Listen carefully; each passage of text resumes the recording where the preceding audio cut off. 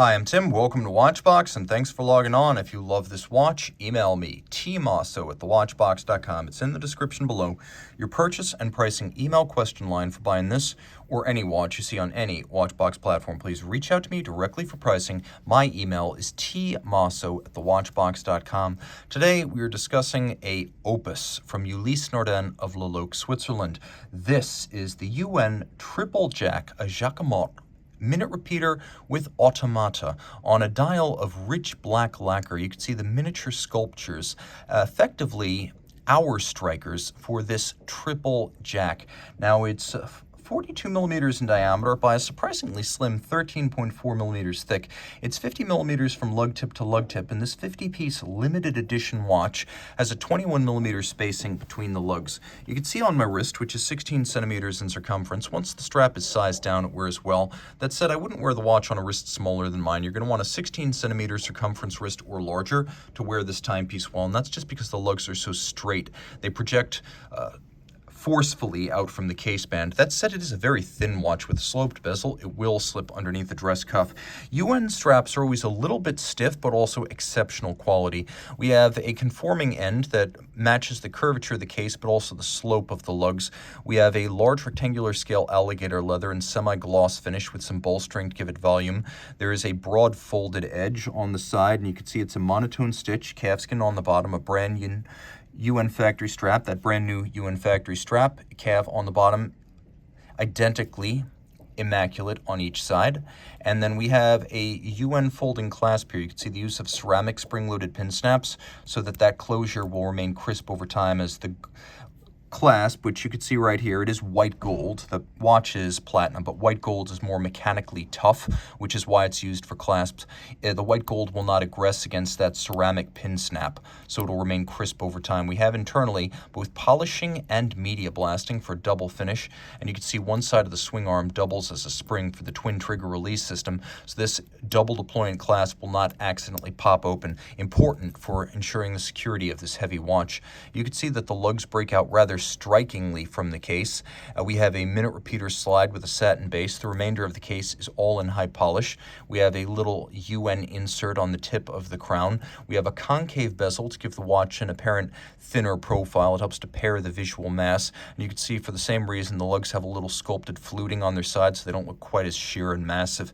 We have a sort of dished rayhot outboard. The rayhot is a bridge from the bezel down to the dial base, unifying the two, so this slopes down with a circular satin metallic finish.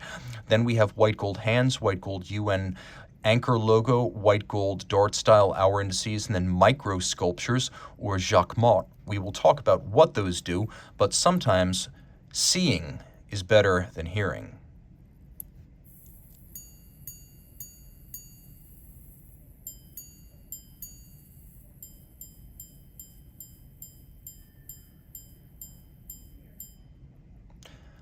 In truth, you can see and you can hear, but what you would hear from me is that these are automata, or they are little mechanically programmed robots. And you can see the tolerances are so good that you really do hear the chime at the exact moment the hammer draws even with the bell. So this is a remarkably well synchronized system. Now, if you want to hear it to the max, then you want to set it to 1259. I didn't want to do that because I wanted to give you an unobstructed view of the hour strikers, which really are the heart and soul of this watch. But for maximum striking action, you want to set a minute repeater to 1259. Let's hope I haven't set it too far.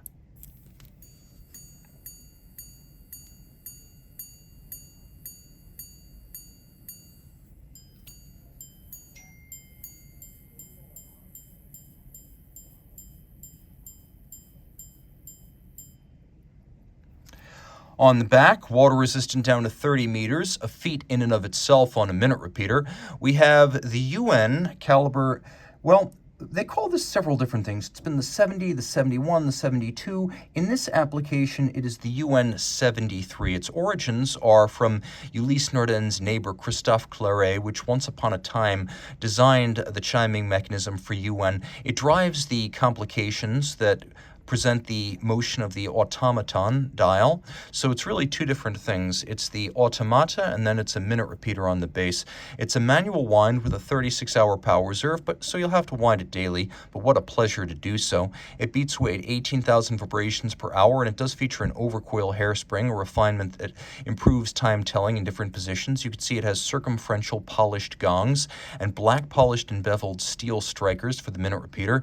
There's solarization on the crown wheel core as well as the ratchet wheel atop the barrel. Every bridge has immaculate mirror beveling on its edge. The anglage is superb. Every screw head is black polished, as are the strikers, as is the swan's neck fine adjustment mechanism and the stud holder and the cap to the escape wheel. The black polished escape wheel and anchor are visible below the finger style bridges. We have a traditional center wheel architecture like an old pocket watch, and then we have the third wheel, fourth wheel, escape wheel on individual trains with perfectly aligned Côte de Genève across the top, engine turning on the base plate, engine turning below the click, a lovely pocket watch inspired black polished click spring, swan's neck style, and a black polished click to prevent the barrel from running backwards.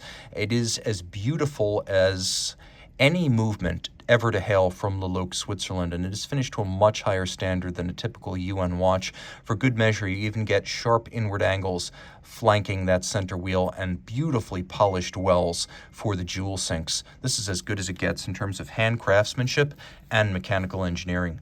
Reach out to Team Mosso at thewatchbox.com for purchase and pricing details.